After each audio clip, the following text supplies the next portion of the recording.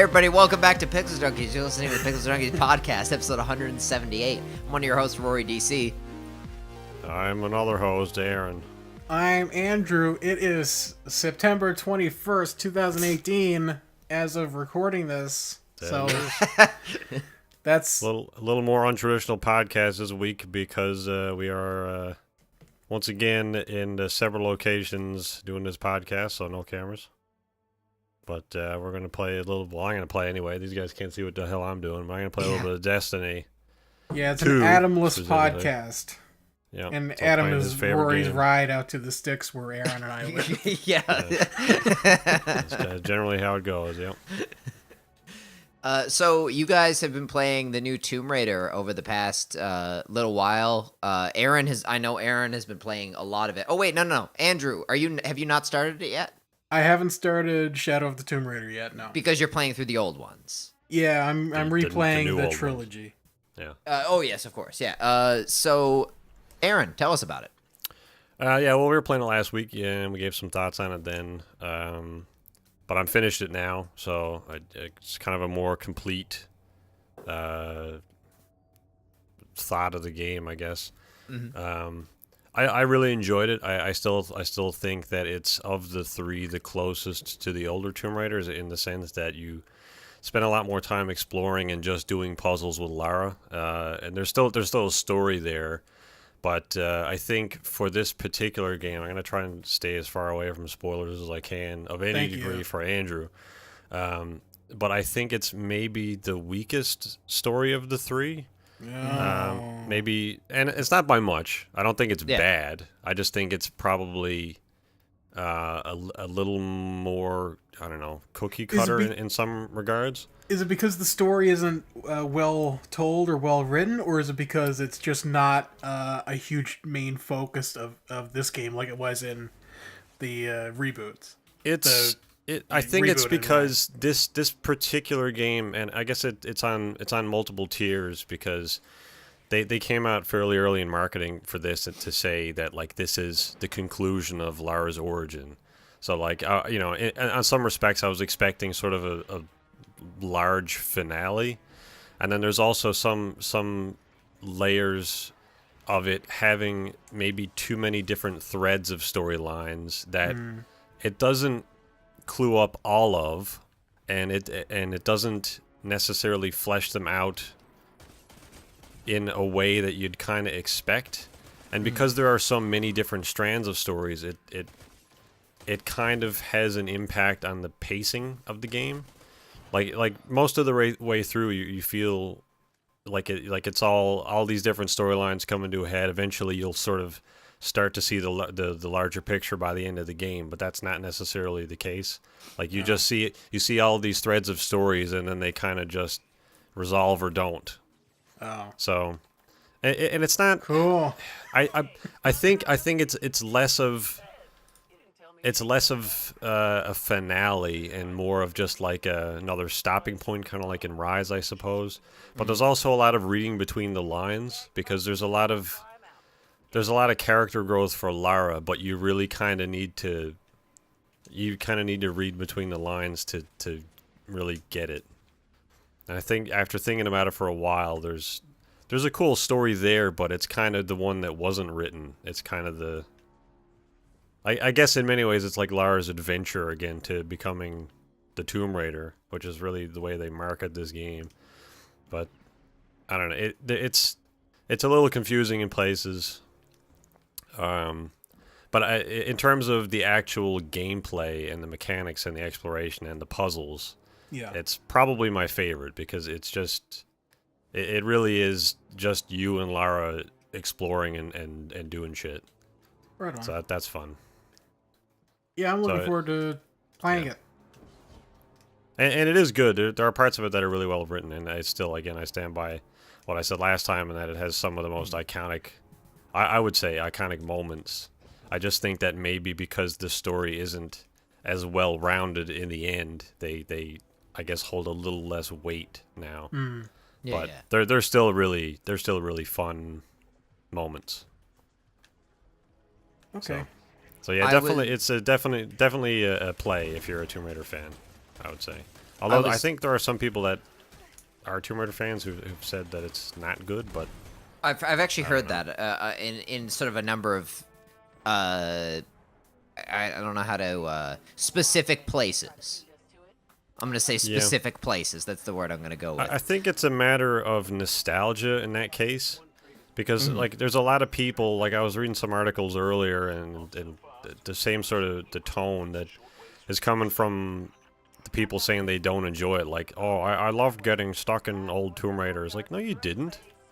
Like, it's not good game design to go into a puzzle room and get lost for an hour and then have to Google the solution. Like, that's not good game design. So, it's not like, oh man, remember the glory days when games were dog shit? Like, why can't we have a Tomb Raider like that? Like, you legitimately don't want that. I just played through Anniversary before Shadow came out, and it's like all of the best bits, all of the atmosphere and the kind of relatively difficult puzzle solving, but difficult puzzle solving in the sense that the puzzles themselves you kind of had to think about, not in the sense of all the old Tomb Raider games where it was the controls. You knew what to do, but you couldn't do it because jumping over a gap was impossible, or she would just shoot off a ledge because you pressed the wrong button too early or something. Yeah. So one thing that I've kind of noticed while replaying the 2013 reboot is most of the like puzzly sections are very much just inside of the tombs. Yeah.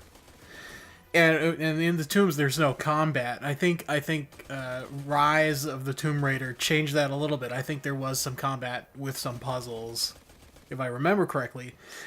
But something I remember from the OG Tomb Raider games was that like the whole level was kind of the puzzle, more so than just, hey, I'll enter this room and there might be a mini puzzle here, but it was really that whole stage was the tomb, was the big puzzle, and there was combat and exploration and all that in there.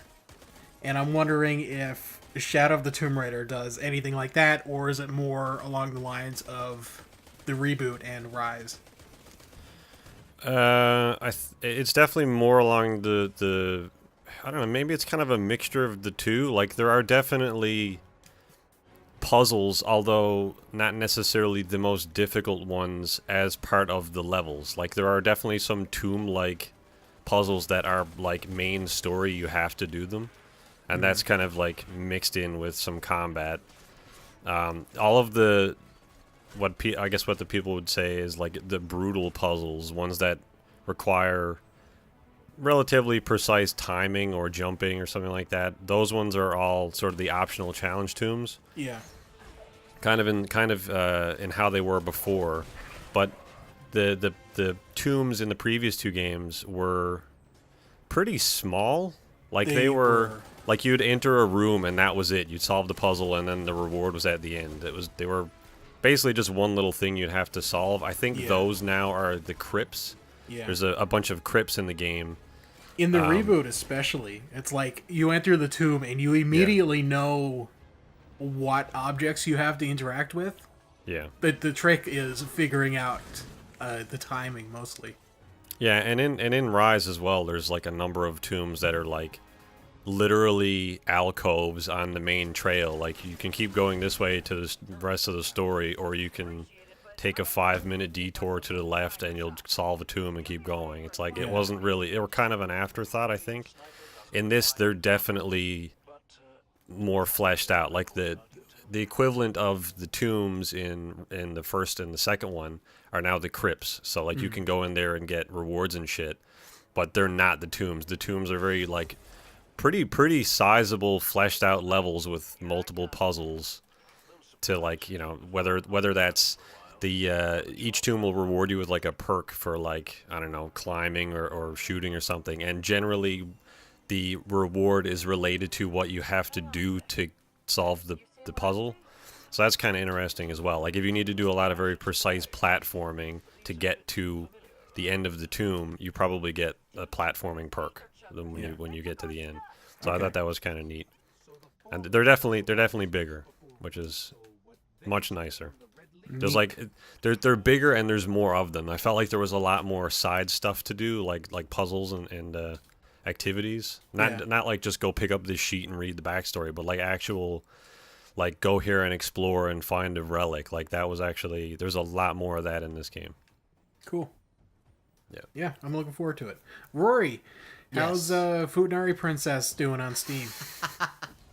Yeah, so this is interesting. So Steam, as we know, because we've been talking about it a bit this week, let down sort of its guards on uncensored games, because Steam was rather picky about that before. Like you'd get a like creepy Japanese visual novel, but you'd need a patch to get the uncensored version. It was like a standard fare thing in the community, and then there was some problems where Steam, I think, temporarily sort of stopped allowing that.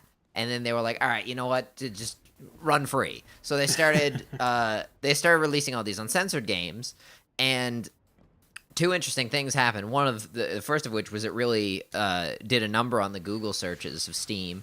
I actually have a video of me Googling Steam, and some rather unsavory results. We're in Google's sort of like thing where they show you like, oh, here's 3 popular results from Steam, and there's also sort of the other matter of to actually have a game in a certain country. However, it's not just Steam that has to make a decision; like it has to go through that country's federal law, right. And that has been like a lot of those uncensored games have been banned.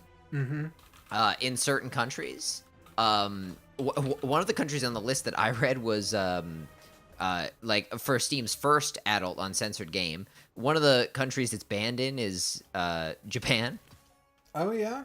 I seem to recall reading, which is all right. Well, that's interesting.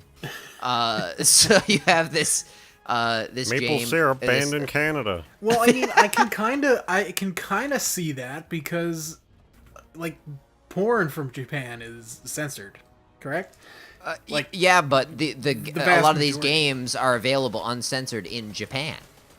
But do you have to use a patch for that, or is it? No, like they were there. I believe they're actually released in uncensored form. You can get. In fact, it's been an issue because people get uncensored content in Japan and try to bring it over the border when they come back to Canada. We live in Canada, if you don't know, and people have gotten arrested, right? So it's Canada. It's for Canada's benefit that Japan censors their child porn. No. What I mean is like 300, Andrew. You can usually get the uncensored stuff there, but now they're not allowing that game. But you can play it in Canada, which interests me. So we have a bit of a reverse thing going on. Yeah. I'm not sure. Despite underage cartoons being still super illegal. Yes, exactly. Well, this is precisely right. Although Canada only seems picky about prosecuting that law when it's an individual citizen and not when it's a large service for some reason. If the Canadian government would like to comment, we can always be reached. You could actually get sort of the company that releases this game. You can actually get the whole bundle of their games for about $180. Money well spent, I say. Money very well spent. I can only imagine. Well, now it's got that PT level of rarity. You can get such classics as Beach Bounce and High School Possession. Only the greatest There's lots of great stuff. That's surprising because. No, never mind. I'm not gonna make that joke. Oh man, I'm down with Steam letting their uncensored content. I don't think games should necessarily be censored in any particular way, anyways. But Steam is a platform, just like YouTube. If they want to regulate what they do, no one ever claimed that Steam was a zone of free speech and free expression. Well, that was the thing too. I mean, like this didn't just all of a sudden have turbo boobs and stuff everywhere. They also introduced a number of filters to allow you to pick what you see on Steam. So if you don't want to see boobs and shit around every corner, you can turn that off. Well, yeah, exactly. That's a good feature. I like that, but I don't know how that affects the Google search. Well, apparently it doesn't, because it does not. Yeah. without being logged into Steam, you can see what's on Steam through Google, apparently. Yeah. Yes, exactly. And so although Google does its own sort of filtering in some cases. Like, I'm sure if you Googled, like, I don't know, some porn thing on Google, it wouldn't just pop up right away. Like, Mr. Google also has wasn't safe ready search. for this one. Google was unprepared, which is not a sentence 14 years of Steam often. not being, or Steam being censored, and all of a sudden, boobs everywhere. Yeah, exactly. Gotta start using incognito mode to search for Steam games. Well, it doesn't help the fact that when I first mentioned Steam to my parents, I think it was when I got the VR headset. Yeah. And I mentioned that, it's the Vive, like HTC's Vive from Steam. They're like, oh yeah, my Steam. That's some sort of porn game or something? Because, I guess Steamy. The name is... It seemed to be associated. Like, nope. It's a pretty global storefront for video games, but... I like that your parents immediately knew exactly what you were using your VR for. Well, I mean, it's just the name is pretty telling to somebody who doesn't know what the hell it is. Like the Vive, they thought it was Vibe, like a vibrator for your Steam. Oh yikes! Yeah, that's. It's like, I'm using my Steamy Vibe. Leave me alone. I had an interesting conversation. I was talking to Andrew earlier this week about this because it's been something that's been on my mind with regards to Steam. So Steam, it's a storefront, but it's also, by the nature of the way it releases its games, in that they're in licenses and not just executables, it's also sort of a built-in DRM. And that's handy for developers, in my opinion, because now that since Steam does it, they don't have to, put in their own DRM. Yeah. Except they still do put in their own DRM, and I've been sort of trying to figure out why, because at least Steam's DRM, it comes with some, like, their positive relationship with publishers allows them to do things like big publisher sales and stuff like that. It allows, it's a trade-off, right? That you might not get if your service just released EXEs, and you could take them and do whatever you wanted with them. But, like, Denuvo, on the other hand, is DRM that never finds its way. I thought that was a yogurt company for a long time, if I'm honest. Nope, that's... what is it? You're thinking of Danon. Danon. But it's like, at no point does Denuvo benefit the end user. It's like, it's a trade-off, except they're not giving us anything. Yeah. And that I don't know, that kind of frustrates me, and I don't know why they just don't let Steam do it. And Andrew's guess was analytics, and maybe you're right. Like, yeah, that would be my assumption, but I don't know if Denuvo even collects that, or if it's just more. Yeah, I don't know. And it's also like, there's been some games that have like run with Denuvo and been fine, but it's like it's an extra strain on developers, I think, to make them like have to, do something extra to get their game to work properly. That just seems I feel like Denuvo suboptimal. is more just a comfort blanket for publishers at this point, rather than anything meaningful. It's like a placebo. Yeah. I mean, I'm sure... evidently, it does work for a little while when the game first comes out, and I guess that's the most important time to prevent piracy for a video game. But I don't understand why publishers don't remove it after the fact. When the game's been cracked and, the cracked version of your game runs better than the Denuvo version of your game, I don't understand why they don't just take out the Denuvo. And I don't get it either, yeah. Yeah, I don't know. It's very weird. But one of the things I want to talk to you guys about is Red Dead. Big Red Dead fan, are you worried? Oh yes, very much. One of the things I am sort of curious about reading this, though, is Red Dead coming out on Steam? No. Not yet. Is it? You mean not yet? Well, there's no PC version currently announced, but... Oh, so it's not... Oh, okay, it's not a PC game at all, version. maybe. Yeah, I would assume if there is a PC version at some point, it will come to Steam. Oh yeah, that would But, make as sense. Oh, all it's the Rockstar. other Rockstar Yeah. games are on It's Rockstar. PC, Yeah. are on Steam, It's worth noting that the first one never did come to Steam, and I heard speak. I heard talk of this one not coming out on PC either. So I don't know. I mean, it's probably the case, but there was also a rumor of somebody, like a former Rockstar developer, listing it, the PC version specifically of Red Dead Redemption 2 somewhere, like on LinkedIn or some nonsense like that. I don't know if that was just like a slip up and it was written by accident or. Man, I hope it does. Some of the stuff there was I've a plan been for reading about this game sounds amazing. Well, to further amplify that for you, Andrew, they're going to be using Grand Theft Auto Online and its content updates as a template. That's for Red Dead Online. Specifically the online, yeah. Red Dead Online is of not course. going to be available at launch. It'll be, I think the beta is in November. Okay, Yeah. yes, I see. There'll be a yeah. couple weeks after launch, they'll run a beta period. I guess that's really just a matter of teething the game in. If you recall, when GTA Online launched, it was a real rocky start. And that's, I guess, I there will really just be a couple weeks of don't that. give a single shit about Red Dead Online. But that's an interesting point. But can I ask you a question about that? Or more accurately, can I ask Aaron a question about it? Which is that, to me, Grand Theft Auto Online, I don't play it, but it makes a certain deal of sense as far as, like, you know, there's more than one kind of car.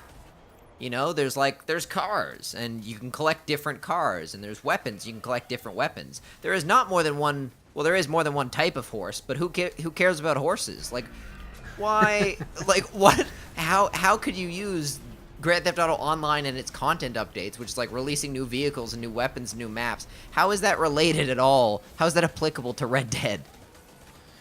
Yeah, see, that's the thing, I guess, and to counter Andrew's point, I am excited for it, because I've played GTA Online a lot, but I guess it is a relevant point that, you know, a lot of what makes GTA Online enticing, I suppose, to the audience that it's built is the status. You know, it's like you've kind of worked your way up this criminal the criminal ladder, and now you're at the top. You have all kinds of money. You've lots of toys at your disposal. So that's kind of what makes that interesting. I guess when you're a cowboy, I mean, what's there to work towards? You know, like slightly less shit clothing, like.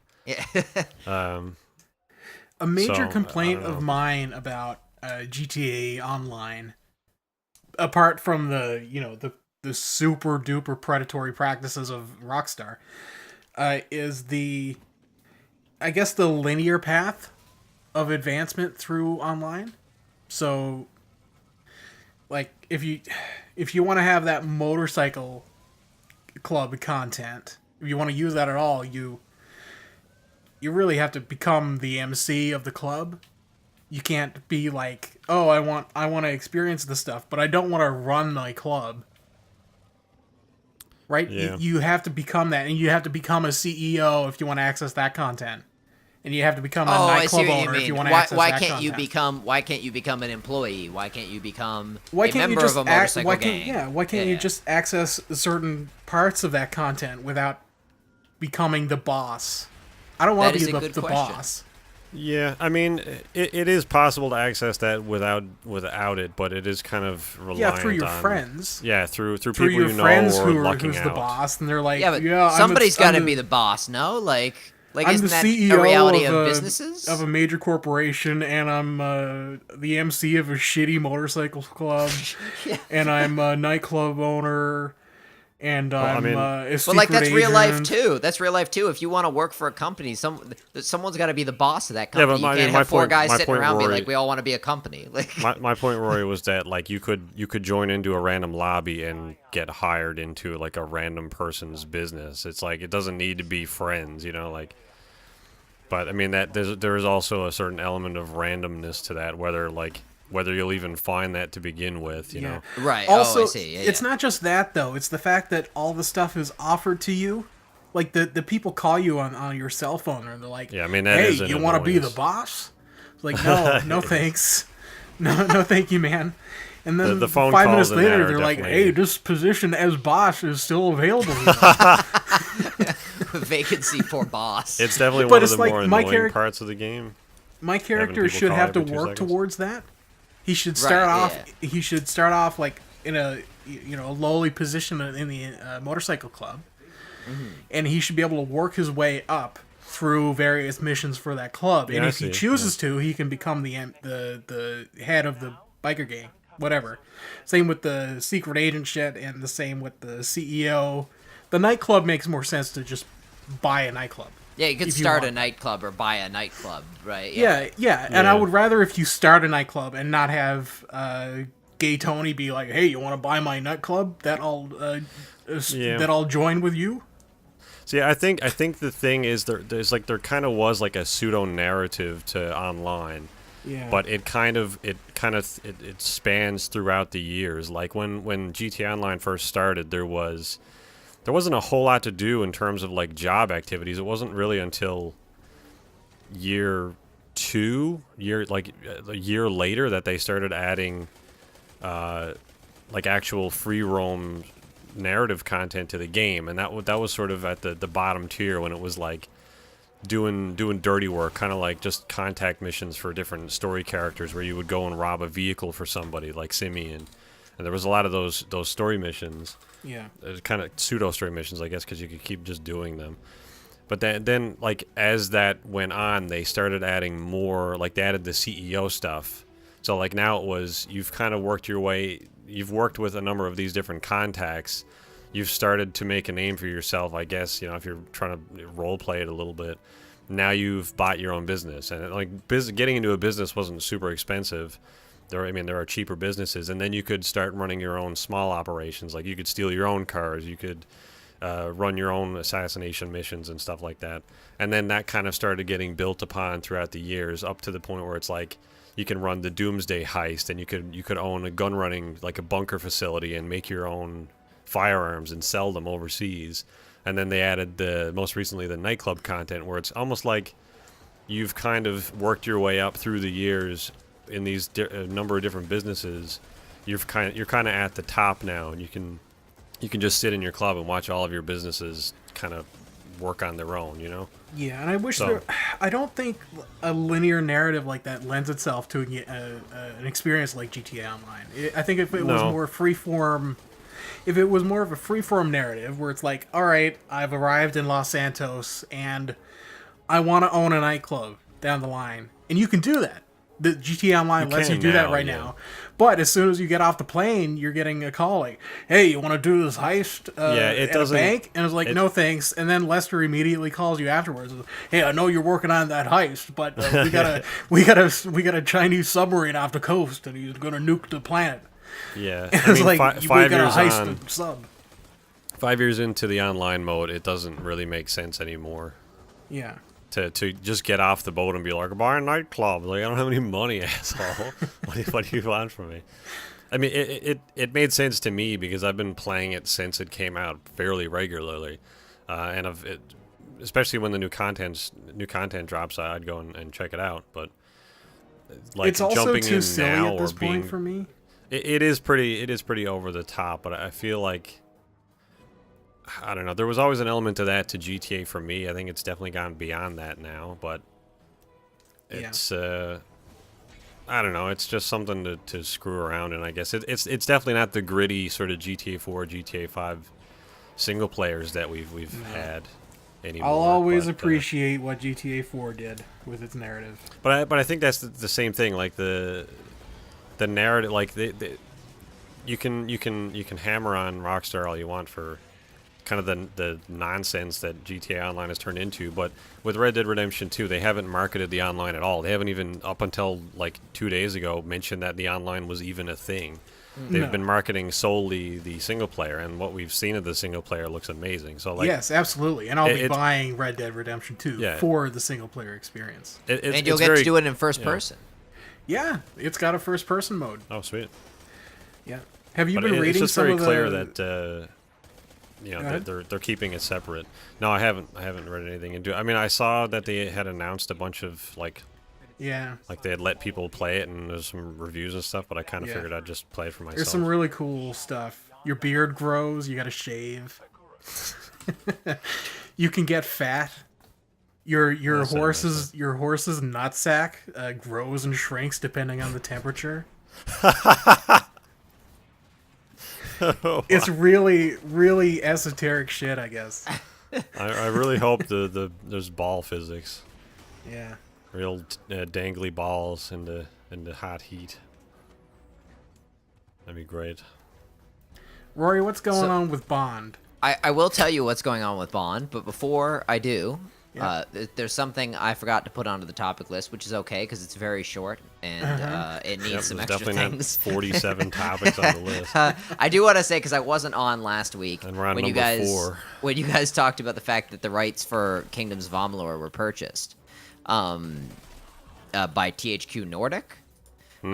Interesting move, purchasing the rights for that franchise. Right. I will say one of the great things about that game is that, it's a single-player game, and it had multiple packs of DLC, which were all released the same year, right? Mm-hmm. It released in February. They released one DLC pack a month later, and another one a month after that. It was a great game, and it was in 2012, and it's the peculiar business practices have become a lot more ubiquitous now, even in those few years. And I'm not sure I want to see what would happen to a game that I have a lot of love for. Yeah, if they took that mindset and just Yes. brought it into 2018. Yeah, exactly. 2019, which So, is going to undoubtedly be a much worse year. So we'll see how that goes, and but hopefully, maybe if it gets like a re-release on current gen consoles, I can try to convince Adam to give it more of a shot. Yeah. Wouldn't it be great if they split up the game even more and offer it as DLC? Oh God! And for the record, it is entirely generic fantasy. That's an excellent point. But of course, that didn't stop Adam from watching Lord of the Rings or playing Skyrim, which he said a few months ago on the podcast was generic fantasy. So yeah, I'll never forgive him for that. But if you're asking what's going on with Bond, so this is as he plays his 47 campaigns of Dungeons and Dragons. So getting to the Bond topic has been kind of a peculiar journey because it was on the topic list like 4 weeks ago when it lost its director, but like it was like that was the day that like there ended up being a big politics rant partway through the podcast, and so like we didn't end up talking about it, and then like I wasn't on the following week or something, and so it sort of got lost. But there's more information on it now, so it's good that we're talking about it now. Because originally Danny Boyle was directing Bond, and if you don't know Danny Boyle, he did like Slumdog Millionaire, The Olympics. and 27 days, 27 hours. It is 127 hours. 127 hours. Yeah, and 28 days later. He also did one of my favorite movies, Sunshine. Actually, Sunshine, really underrated movie. And Trainspotting. Yeah, that's true actually. And so what's sort of common among that is he's worked with Alex Garland a lot. And if you watch the show with me on it, you'll know that I think Alex Garland is terrific. Do you? And but he's not directing Bond anymore. He left. Dang it! I don't like that at all. No, this seems like a very Disney move. And not only that, but it makes me quite nervous, right? Because it's like, Bond's being directed by a director I like. Hopefully, it's better than the last movie. But now it was like, he's gone now. I'm like, what do you want to do with this movie? But well, don't worry. They brought in the writers of Casino Royale to kind of fix up the script that he left behind, which is promising. And the director they picked is the guy from True Detective, Takanuga or something. Fukunaga, I think. Fukunaga. And he did a terrific. He did season 1 of True Detective, and he did a very good job with that. Right on. I think it was season 1. Yeah, no, it was definitely because he did those long shots, right? Okay. Which the film is sort of known for. That's good. Should be noted I agree. It should be noted that the writers also did like Quantum of Solace and Spectre, I think. So. Yes, that's Dog true. shit movies. But they've done all of them, right? Yeah. They did the whole thing, but those movies also had different directors, right? Yes. Which I think is, I don't know, if for some reason They were the origin of all their quadrilogies. Bond is really sensitive to director, it seems. Mm-hmm. I'm just saying that it's not a completely spotless track record here. No, it certainly isn't. And to be fair, I also think, I don't think Sam Mendes did as good a job with Spectre as he did with Skyfall. So, it's even, a guy like him who's quite praised, I don't think has a spotless record either. But yeah, so we'll see how that goes. You guys like Marvel shows? Yeah, they're alright. Yeah. Well, yeah, I really like Daredevil. Daredevil's my favorite. Well, that's good because Daredevil season 3 is coming in less than a month. It's in October.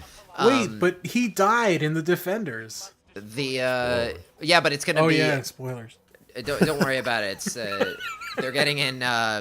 They're gonna get like Tom Holland or something. He's gonna be a new Daredevil. And, he didn't actually die though.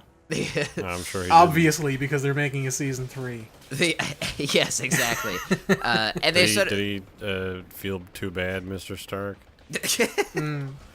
They've done it in such a way, because they just released Iron Fist season 2, right? And they're trying to get everybody to forget about it, so they're gonna release Daredevil season 3. Yeah, I don't know. I feel like Daredevil season 2 got better at the end because Foggy was only in it for like 2 minutes. So you hopefully really don't like Foggy. He does nothing. Aaron's not alone in that. I've heard a lot of people actually single him out. He's fucking terrible. Like, oh, you got all the superpowers. I don't do anything other than be a lawyer, but then complain that I'm only ever get to be a lawyer. Oh my God! Don't do that, man. You're so. Oh no, you're gonna get hurt. Fuck off. I'm just gonna take up half of this episode so you fucking Matt doesn't do anything. As soon as the Punisher left season 2, it started going back downhill again because the Hand Foot Clan or whatever, like, oh man, these guys are real interesting characters. I was gonna say you should watch the Defenders, but maybe you should. Yeah, you wouldn't like the Defenders at all, or Iron Fist. I actually do like Iron Fist. Me too.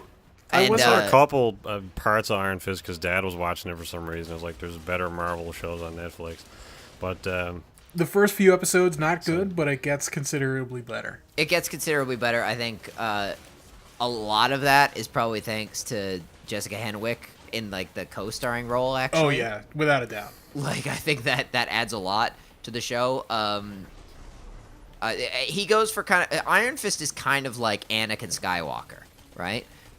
He's like a guy who was raised in like this monk society, so he's really socially awkward, and that plays on screen.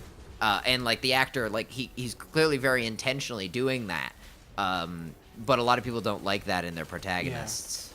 Yeah. He's socially awkward, but he's also he's like full weeb.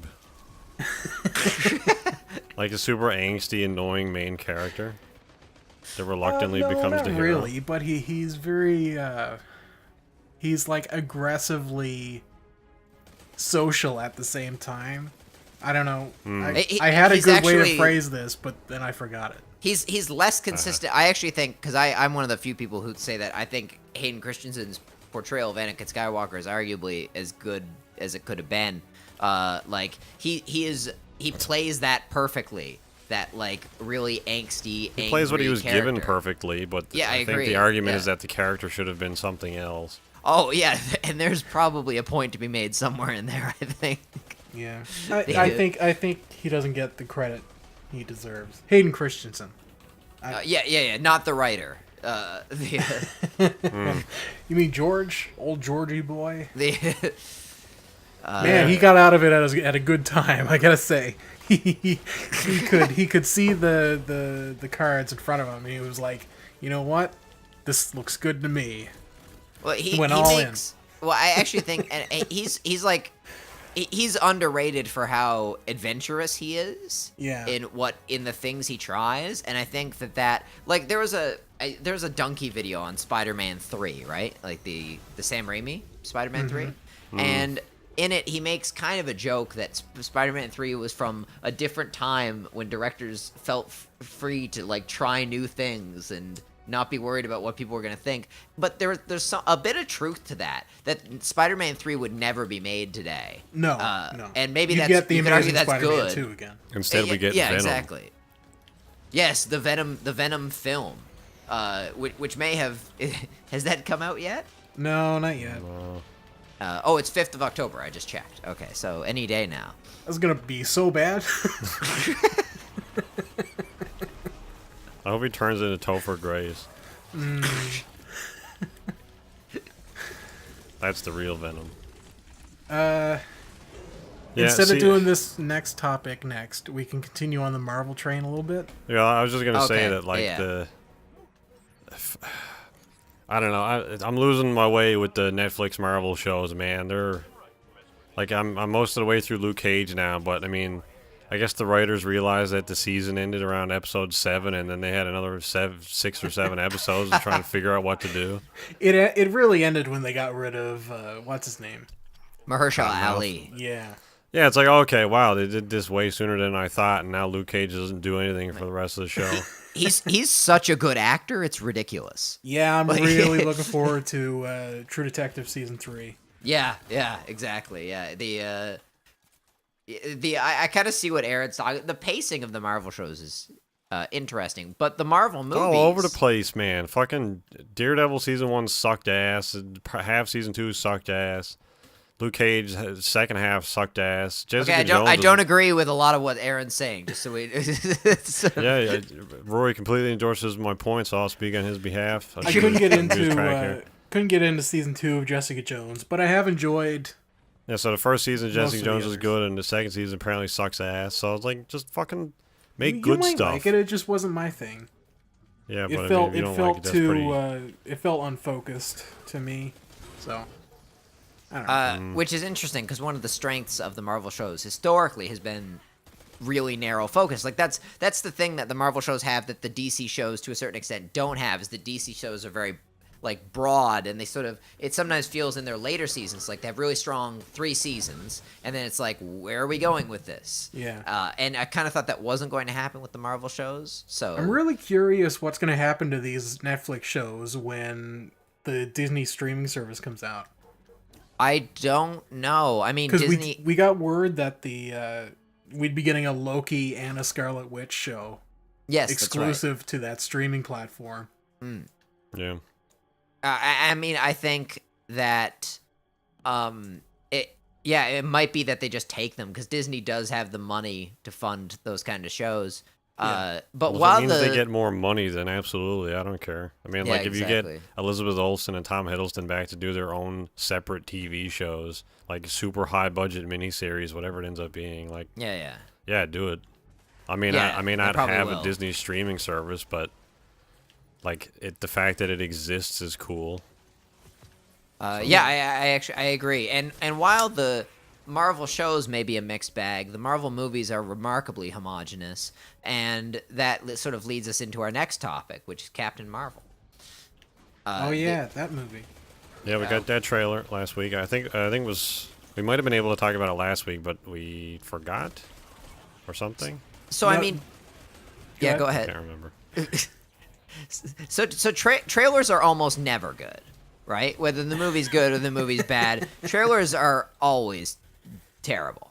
Like, but in this case, it was the greatest trailer of all time. I thought parts of this trailer were neat. I liked young Nick Fury. That seemed interesting. Yeah, I agree. Also, young Phil Coulson. Yeah. I mean, Brie Larson's a great actress, right? Like, there's sort of no way around that. I really haven't seen her in anything. I enjoyed Room. Kong, but it wasn't because of her performance. Watch Room. Room? Room, yeah. It's a Lenny Abramson film, and I believe she did actually win the Oscar. Yeah, she did win the Oscar for that. Yeah. You're tearing me apart, Brie Olsen. No, thankfully not The Room, What's which her was Larson. Larson. Yeah. Oh, That joke fell apart. Yeah, she porn star didn't win the Oscar for that one. No, nor for any of them. But I mean, she won an Oscar. I mean, the Oscars are a fucking joke, but she won an Oscar, so she's probably all right. Well, yeah, this is the thing. Like, there's sort of quibbles about once you get the Oscar nominees, sort of which one do you give it to, and there's some interesting decisions on that front.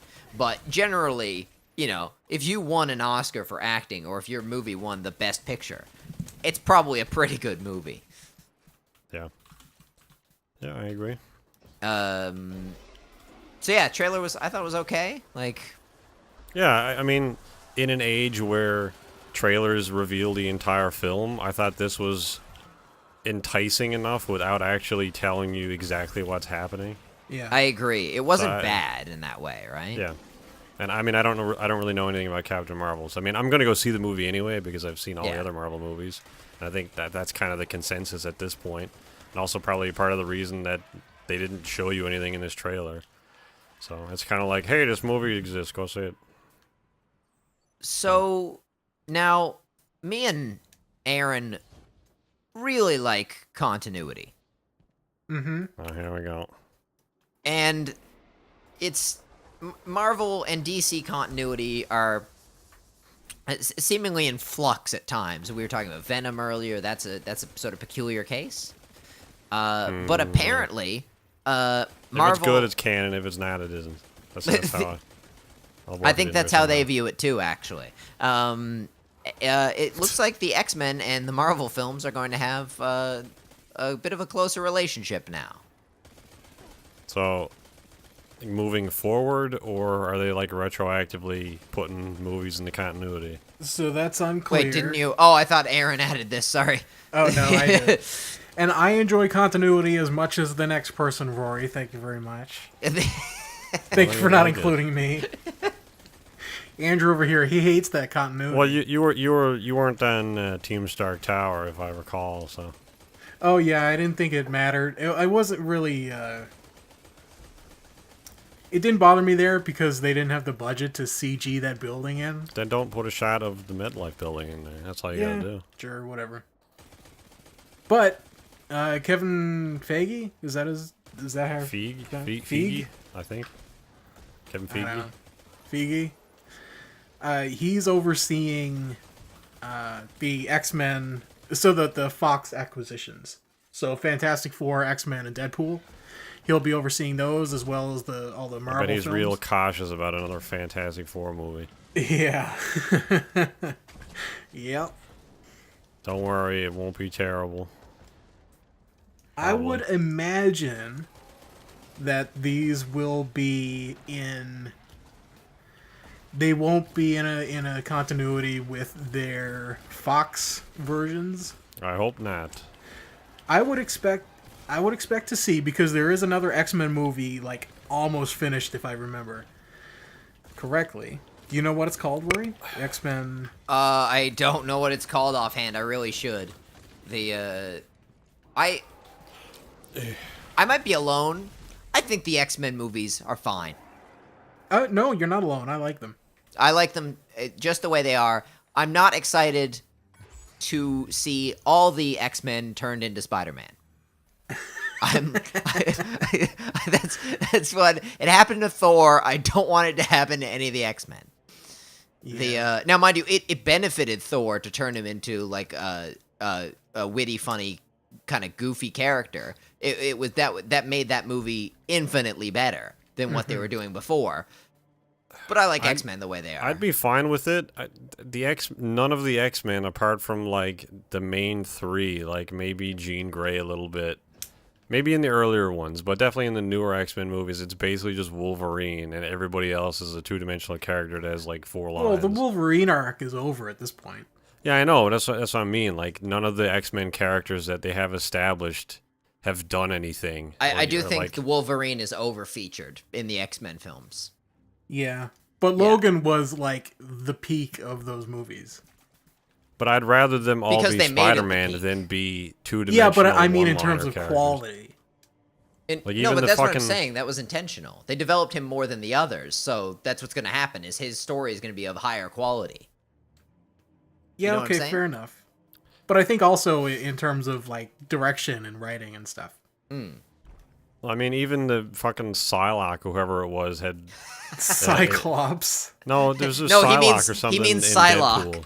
In Deadpool. Oh god, there is a Psylocke. Right. yeah, there is. Who was in Olivia Deadpool? Munn. That's correct. Yes. Who was in Deadpool with the other chick, Taser Mrs. Huh? Who was the two X-Men in Deadpool? There's Domino. Yeah. And there's the two chicks. Who were those? Anyway, whoever they are, my point is they have more character in Deadpool than they do in their own films. Like those, like not those particular X-Men. I don't think they do you were mean in X-Men. Negasonic Teenage Warhead? Yeah, and the other misses. I thought it was Psylocke, maybe it's somebody else. But I mean, that's the point. Like, everybody knows who Thor is. Everybody knows who Doctor Strange is at this point. I don't know any of the fucking X-Men because they don't do anything. Well, yes, but to be fair, Thor and Doctor Strange both had their own films. Yeah. Yeah, The but X-Men that's my point. don't get an entire film to. But to develop X-Men generally. have been making movies longer than the MCU. Like they've been like 2001 or something, wasn't it? Something like that. 2001 was the first X-Men. That's correct. Yes. And like Yes, they've but been. you got to look at the fact that the X-Men movie, it's like releasing the Avengers first. Yes, right? but it's none not, of those it's not a characters had Wolverine. any They didn't release a personality. Wolverine yeah, movie. but They didn't I release would a, I would a argue that in Cyclops. like Infinity War, very few of the characters had distinct personalities because Yeah. they were too busy doing. But they didn't need to because they already established them. Exactly. So why weren't they established in their own, like, not their own films, but in the original X-Men films? Why were these characters not established? I don't think anybody cared. I will say that I agree with Aaron that there's a problem, but I don't think it's maybe as much of a problem as like they obviously, I would say, over-established Wolverine. I agree with you there. They obviously have Xavier and Magneto. Those are established characters. Rogue, I think, was a fairly concrete established character. Yeah. And Jean Grey, I would say. Cyclops was definitely underestablished. So was Storm, and Storm has a cool story, right, as well. That's So, kind of my point, though. It's like all these characters are established in the MCU, but these X-Men characters are still nobody. Like, we don't... I don't think it matters... Like, they could reboot the entire thing at this point because nobody knows who the X-Men are still. I agree. I wouldn't mind if they rebooted it, but I would not want them to turn the characters into MCU characters. I would rather that than them be nobody. So. Oh, then the current... Oh, we both agree that the current state is not satisfactory. But I'm saying if they're going to reboot it, you have the option to not have them be nobody, right? But still not be in the MCU. Yeah. I don't know. I guess we'll have to wait and see how they handle it. Yeah, this But will be anyway, interesting, actually. Because and of course the X-Men movies sort of, well, they didn't have a reboot in First Class because that's actually regrettably in the main X-Men continuity, which is not good because there's issues with that. But it's all over the place, and I've never considered any of them canon to one Do another. you think the fucking next sense. X-Men movie is going to get a theatrical release then? Because of this?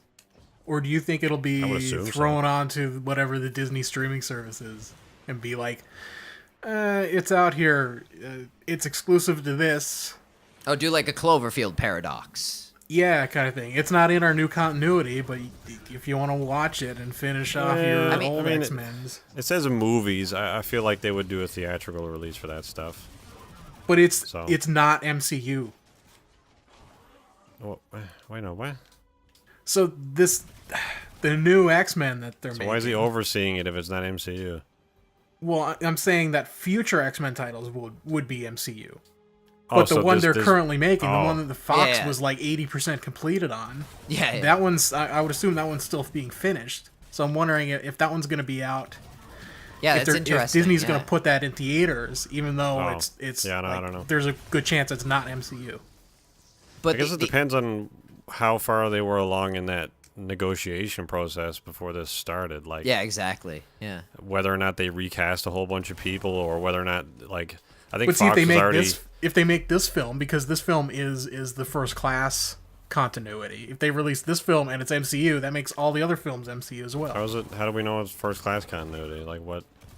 Well, because it's all the same actors as Apocalypse. Okay. X-Men has been in the same continuity since its beginning for these movies. Since the David Hayter movie.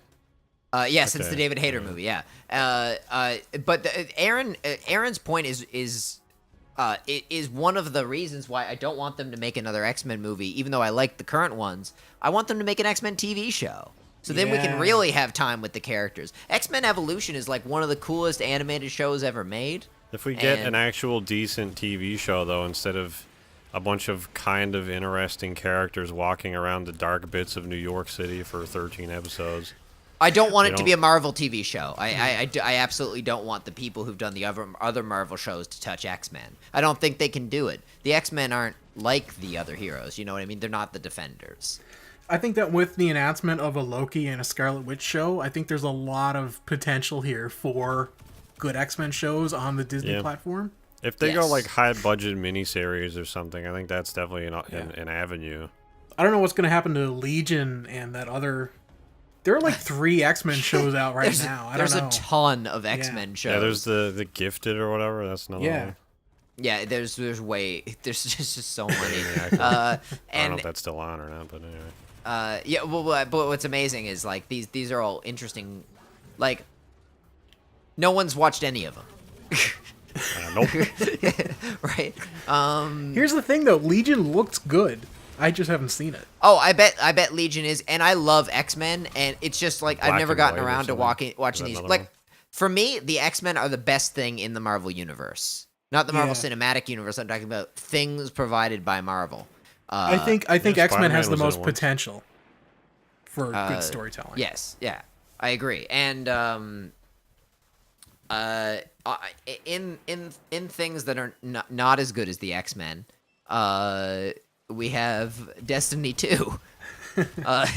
Oh man, this is gonna be a long podcast. We're not even halfway through our topic list. We don't have to get through everything. Well, some of them are also rather short. The Aaron has been playing Destiny 2. Yeah, well, I mean, I've mentioned it the last couple of weeks, and I've now come full circle on this. I mean, we're playing it now.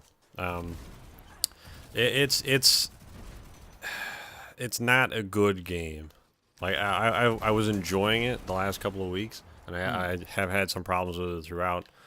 I was enjoying it up until I realized I had done everything in the game. The main campaign mode is probably 3 or 4 hours long. It's not long at all, especially for a game that's kind of, meant to grind so much in for different loot and stuff. And then once you finish the main story, that's basically it. You're kind of done. They recently added that Forsaken expansion, which I think is like another $50 or whatever the hell it is. And it just, like, I don't know, it comes up a lot in like loot boxes and microtransactions and DLC and stuff, and people feeling like they kind of got ripped off. I feel like I got ripped off by this game, and I haven't spent any money on it. So yeah, you got it for free. I have 3 copies of this game for free, and I feel like I got ripped off. You feel like you wasted your time?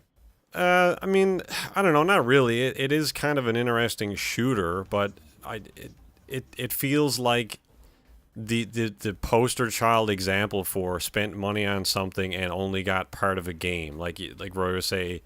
Like I don't feel like spending money on a game that offers me like the game 1/16th at a time or something to that effect. This feels very much like that. Like there's once you finish the story mode, there's still a lot of other shit to do, but it's all behind a paywall. Like you can't.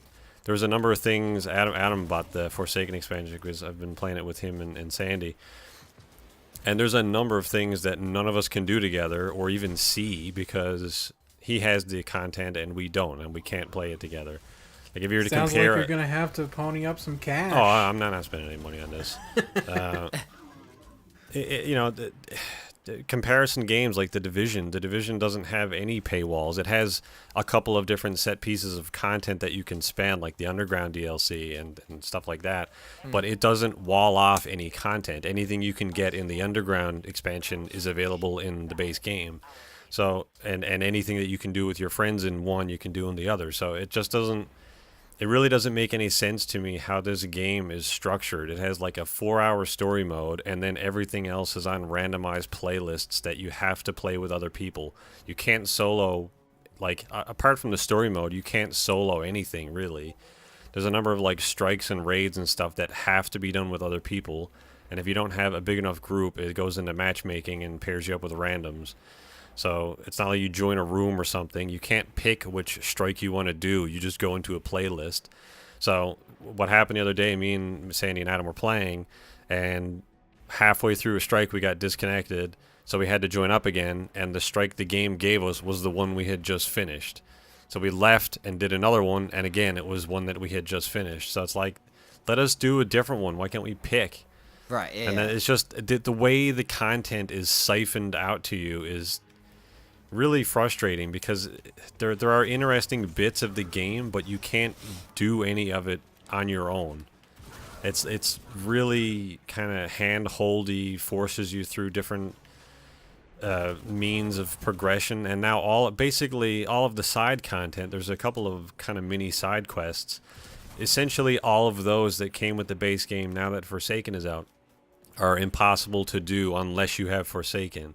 So even now, all the content that came with the game, apart from the story, is basically impossible because it's all above your level. Like, you can fight higher level people, but if they're a certain amount of levels above you, then they're just immune. Like, you'll probably remember Andrew playing in the original game. You'd just be hammering away at an enemy, and it just says immune. Yeah, I So still have nightmares. You can't do any damage to them because they're like 4 levels above you. So it's like, all right, well, I can't even do this level. I have nightmares about just playing the game normally. Like, it doesn't scale the content for you. Like, Adam's level 50 because he has the Forsaken DLC.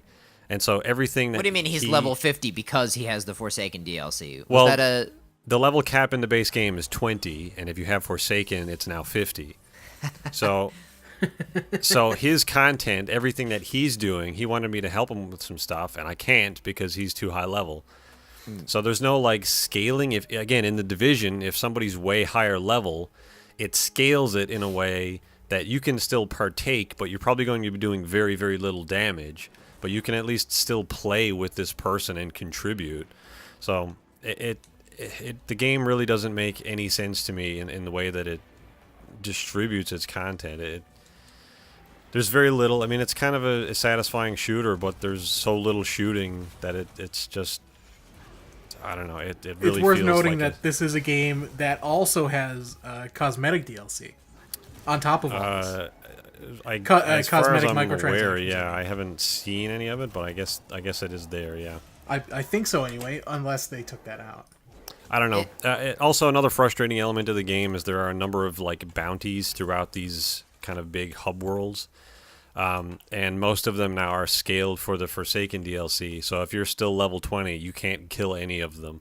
So you're just running around the open worlds doing side activities, getting collectibles, or just looking for gear, or doing all that whatever side stuff. And then you'll just randomly run into a boss that's right next to your objective that you can't kill. So you, like, have to wait for somebody to come kill him or reload and come back and hope that they're not there anymore, which is another level of frustration. It's just really it's a really mismanaged multiplayer game that it kind of forces you, kind of passively aggressively forces you into buying stuff. It's dumb. It's also Really worth noting this game advertises itself with the quote, "rich cinematic story campaign," which we've just been informed is about 4 hours. Yeah, if that. I mean, I also did a bunch of side stuff as well, and then we were doing the campaign with Adam and Sandy again, and Adam was like, "Oh, well, you may as well keep playing because it's the end of the game." I'm like, what? We've done like 6 missions, and it's the end of the game. Like, okay, well, that was the fucking shortest thing I've ever seen in my life. Call of Duty, eat your heart out. And it's just so frustrating the way that it's structured. I don't know. I can't. It's frustrating me, and I don't even play it. Yeah. like by proxy, it's frustrating me somehow. Like, also, another thing is the game that, like, remember in the first Destiny when you got the Sparrow, like the speeder bike thing where you could traverse quickly through these pretty large open hub worlds that, comparatively by foot. You don't get one of those until you finish the story. Oh. So you have to huff it through all of these open worlds, which is great, especially if you're a high level player like Adam, who's playing with low levels to get through the story mode, effectively making your speeder bike useless because your fire team that you're with have to walk. So it's like I'll just wait here for 5 minutes for them to catch up to me. That's Why really didn't dumb. Adam just not use a speeder bike?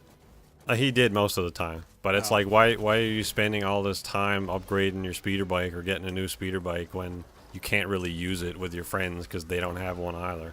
Yeah, that's it, man. You got to spend money to have fun. Yeah, it's dumb.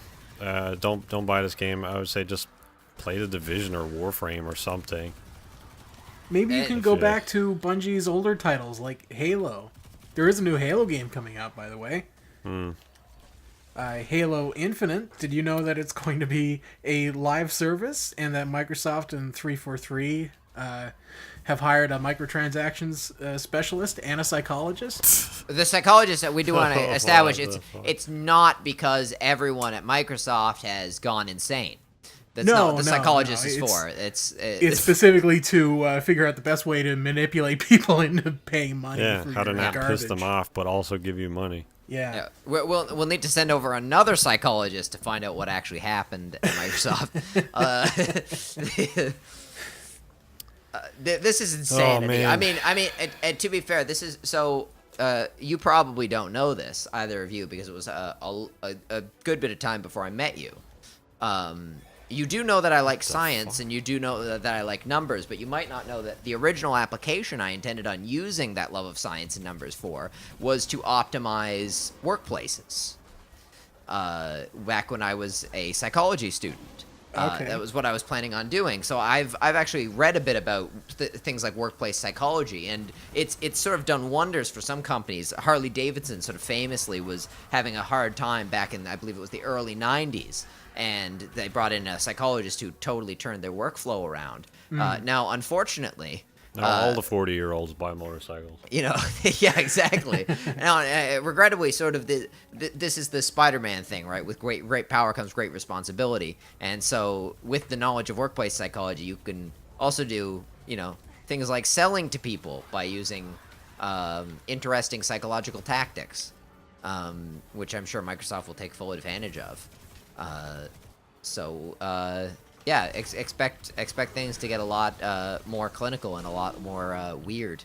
Yeah, I think the CEO of 343, maybe not the CEO, but somebody's come out of there after they heard some of the backlash about this. And he said that there are definitely no paid loot boxes in Halo Infinite. Which tells me two things. One, that there's loot boxes in Halo Infinite, maybe not paid for, but there's like gameplay earned loot boxes. And two, there's cosmetic microtransactions. Yeah, I'll have to wait and see. I mean, this is obviously not a good thing for Halo from what we've known. If they structure it like Destiny, it's going to be terrible. If they structure it like The Division, it will be more interesting. Because there is a pretty sizable divide, at least for me, between Destiny and Division. Yeah, I would prefer just a Halo game, though. Yeah, I mean, just straight up Halo would be nice, but I don't know. Clearly, the forecasters for what's popular at Microsoft have said that single-player games are not. I don't know. Single-player games aren't doing so hot. We do this. Why does this happen in so many it's sort of like every 3 years? And you're right, Aaron. That is what they say. But I mean, it's never been right.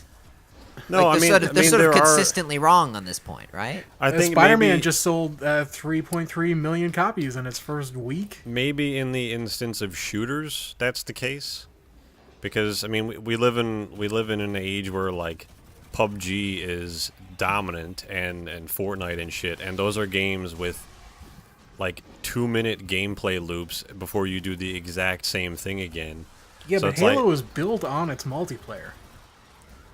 Yeah, but I don't know if like just deathmatch and shit is cutting it anymore. I feel like people want like an actual, they want like a, I hate to use the word service, but like a sort of platform that grows and evolves with them, and they can kind of see progression. Like that's one thing I like to see in games when I'm playing them, and I think that's sort of like, you know, in any RPG or any game really, you like to feel like you're leaving a dent, like you have a new weapon, or you have a new perk, or something that makes you feel like you've made progress. A lot of old shooters, it's just like load up that map and go find the gun spawn, and then you do that thing again. It's like you don't ever make progress. You're just playing the same maps again. I mean, I agree with you that kind of thing, but I think it's sort of like, it's like the XCOM paradigm, right? Like, XCOM-like games weren't selling for years, so people weren't making XCOM-like games, so people who wanted to buy XCOM-like games couldn't because they weren't being made. Like, it's sort of like, it's a loop, right? Like, and then when they did make an XCOM game, XCOM Enemy Unknown, a lot of people went out and bought it. Like, we just haven't made a shooter like that in a while. Really. Yeah, same with isometric RPGs. Oh, or that, yeah. I mean, I think that's like the inverse, though. Like, that's the consumer's perspective, whereas the developer's perspective is not that this game doesn't exist so nobody's buying it. It's that this game exists and everyone is buying it, so let's make that. You're 100% correct about that. I agree. But I wish they didn't think of it like that. Yeah. Nobody's making those types of games right now, and so nobody has any analytics to tell publishers to be like, well, maybe if we make an actual good game, people will buy it. Instead, they're being told that, well, I guess we got to make trash. I mean, I don't know. I can see a Halo game like that would be really fun, but Microsoft are not the people to do it. Like, I don't know, if you had an experience where it was, you know, not the entire Halo, because I guess that's maybe a little overreaching what's possible, but relatively large sections of different types of biomes on a Halo that you could go to, and had, you know, a 10 to 20 hour campaign mode, and then in the end had some different like side activities, not too dissimilar to Division, because I thought that was a pseudo multiplayer experience that could be entirely played by yourself, and it doesn't require spending money, but is definitely an online game that gets updated fairly frequently. I think something like that would be interesting. It's definitely not traditional Halo, but because it exists, I think this is the ideal scenario. Something like that would be interesting, but I feel like it's not going to be that. It's going to be more akin to Destiny, where it's a 4-hour story mode that immediately ends in an abrupt paywall to buy something else to advance. Gross. So it's probably the case. Now, we're Canadian, and one of the things that we hear about a lot in the news is video game studio opens in Canada, because you may not know this, but Canada is, like, a lot of video game stuff happens here. Yes. And not just video game You're welcome development, for Assassin's Creed and Rainbow Six. Exactly. And there's lots of great video games that developed here, but also Canada is a hub for the things that I do, which is video game science. The University of Alberta is like a top level institution for that sort of thing. You might know this better than I. In fact, I'm pretty sure you do, because I know nothing. Are there any like tax breaks for this stuff in Canada?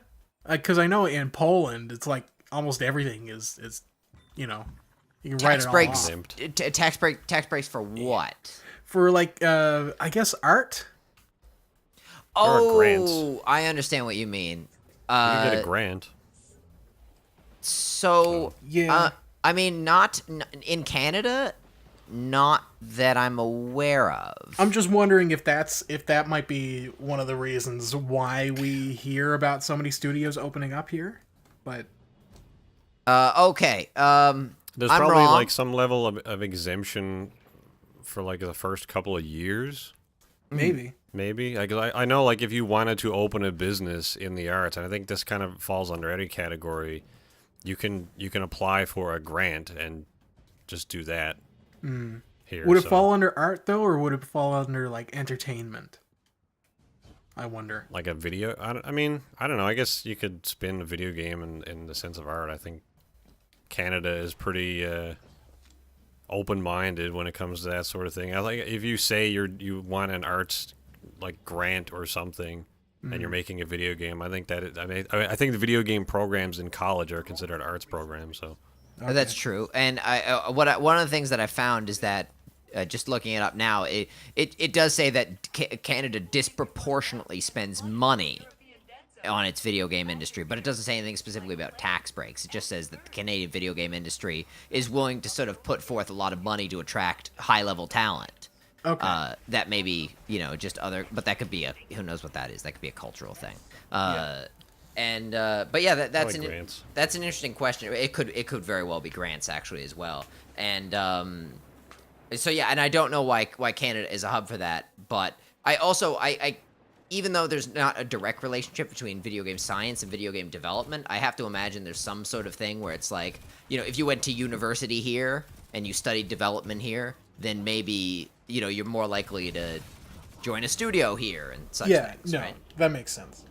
yeah.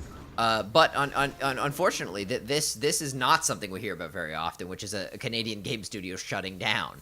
Yeah. Which is Dead Rising, the Dead Rising developers, the Capcom Vancouver division, which is in Burnaby, BC. I think particularly this happens. I think didn't EA Vancouver get shut down as well, or something? Or after Mass Effect. Yeah, I think this maybe like falls under parent companies that aren't Canadian shutting stuff down, like Capcom being, I'm pretty sure Japanese, is it not? Yeah. EA Yes. being primarily American. So it probably the case of them just like it's not necessarily. It is definitely a studio, and they have made games like Dead Rising and stuff you're saying, but I think this is definitely more the case of not a company shutting down, but just sort of like a branch of a big mogul of studios shutting down. Yeah, and it's no secret that the latest Dead Rising did not do well. It was not what a lot of Dead Rising fans wanted from a Dead Rising game. They took it in a drastically different direction than, I guess, what most people wanted. So, yes, absolutely, yeah, and it's kind of unfortunate, but it's not. I think what Aaron said is definitely true. Like this will happen where they close down these big studios. Capcom. It may not have the same name that EA does and the same cachet amongst gamers, but they've made and continue to make and publish some of the biggest franchises in the world. Yeah, and I'd like to think that those employees will be like put somewhere else rather than like a indie studio being like just straight up people out of work now. Yeah, exactly, and that industry experience will be invaluable to them if you. One of the things in the games industry that like a lot of young people want to know how to get into and get development, it's going to be impossible if you've never worked on a game before. It's literally like it's not gonna. Yeah. It's going to be very difficult. So how do you start? So that's like the interesting question. So it used to be that back in like the late 90s and early 2000s, you'd get in on the floor as a QA tester. That's less and less so. Nowadays, it's more like... Yeah, people don't QA test at all. They just let their players do it. You gotta make an indie title, I guess. Make an indie title is a common way, or, join friends who are making an indie title. And it's that, and it's a combination of having a good programming portfolio. So, even if you've been programming outside of games, that's still sort of experience in a sense. If you're fortunate enough to be able to find a, you can go to the University of Alberta and study games sort of a little more directly. So yeah, it's a shame to see this going down, but I'm sure the employees, they have a lot of experience. Dead Rising is a famous franchise, and they developed the good ones too. So they worked on 2 Off the Record, the Dead Rising 2 DLC. They made Dead Rising 3, and unfortunately they made Dead Rising 4. Yeah, which ultimately is what burned them. Yeah. But yeah, that's I'm not sure do you know how the game did financially? Very poorly, from what I hear. Oh, yeah. I guess it's not one of those franchises that could just sort of They changed too much. They took out a lot of the things that made Dead Rising. They took out a lot of the iconic gameplay mechanics. They made it very, very much a generic hack and slash zombie game. Oh, okay, yeah. That's not good. It's worth noting that it was nominated actually for Xbox Game of the Year at the Golden Joystick Awards. Yeah, but only like 2 in games case. came out for Xbox last year. So Yeah. Well, yeah, it ultimately was won by Cuphead, which is yeah. interesting. Oh man, speaking of going out of business. Yeah. So Oh, this is didn't this know is about new this at all. as of like a couple hours ago. It is probably going to be confirmed by the time this podcast comes out. So Breaking news. Telltale Games has suffered massive layoffs. They're down from a couple hundred people now down to 25 around there. And rumor is they're going to be filing for bankruptcy. They're going to finish making the latest season of The Walking Dead, but after that they're done. Yeah, Wolf So- Among Us 2 and Stranger Things are both canceled, it looks like. They're done. Wow. I guess That's a this bit is of a what sticky happens dick. when you just spend all of your company's money on licensing and Upgrade yeah. your not game marketing engine. your games properly. Yeah.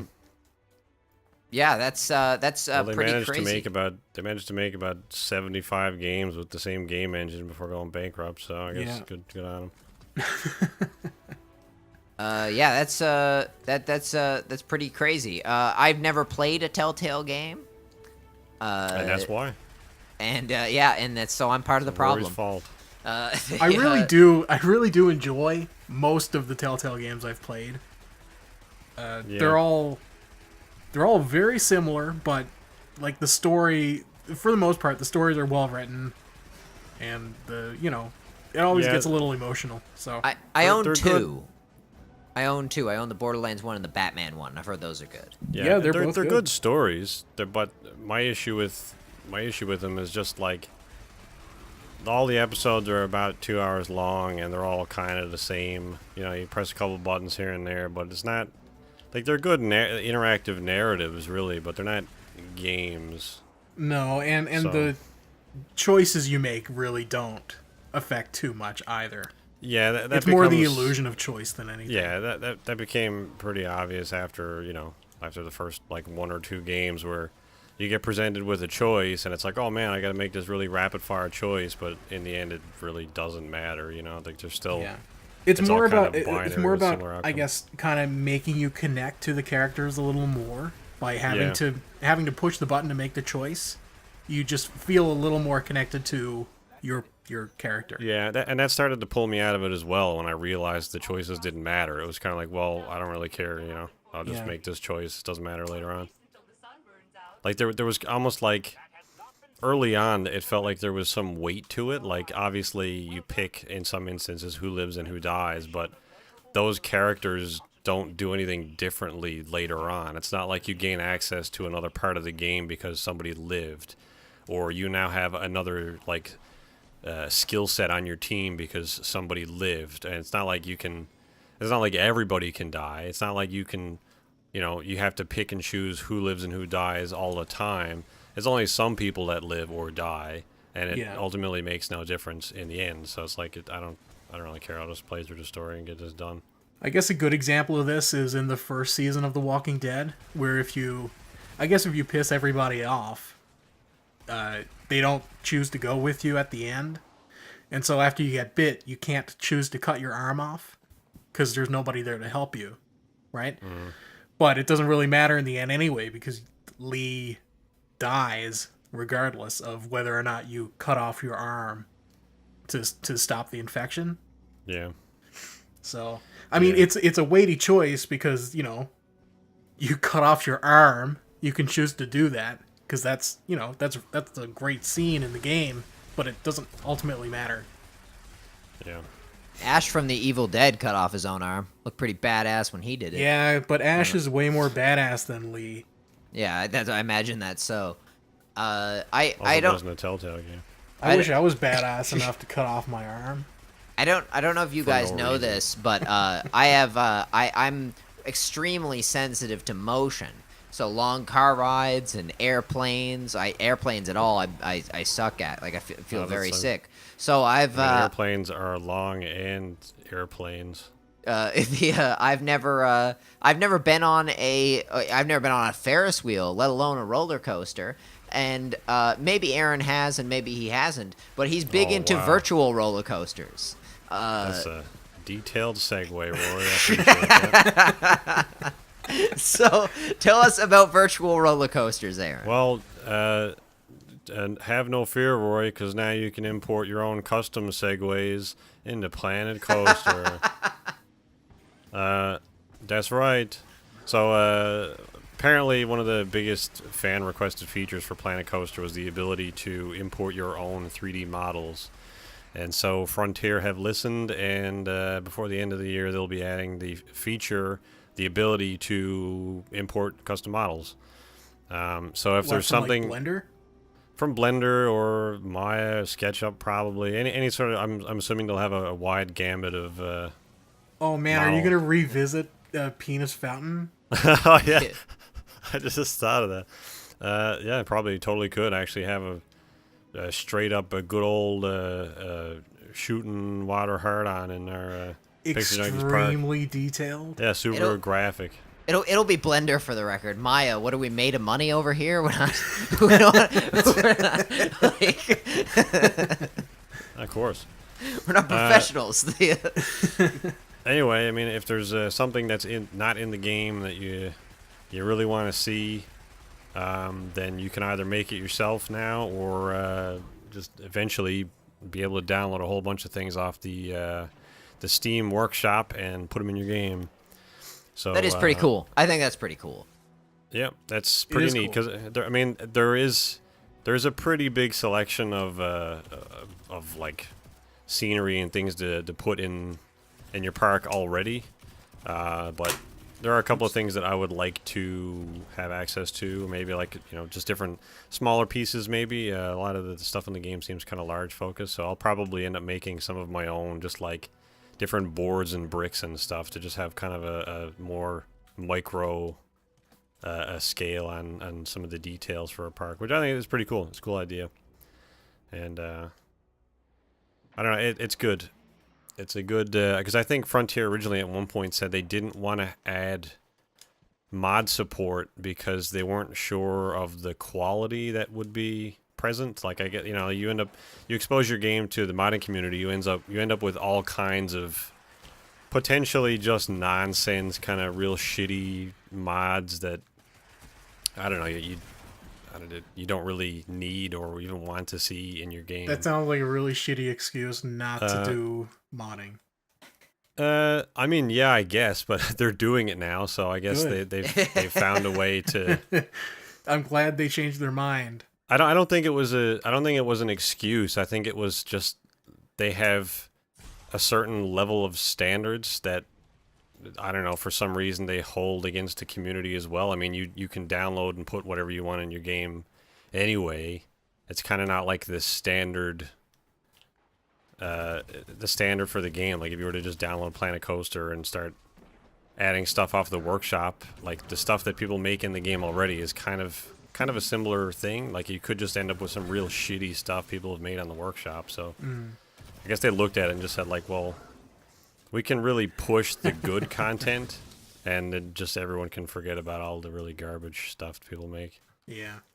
So I don't know if you guys know this, but with PS Now, you can actually download your PS4 games. What? Okay. Okay.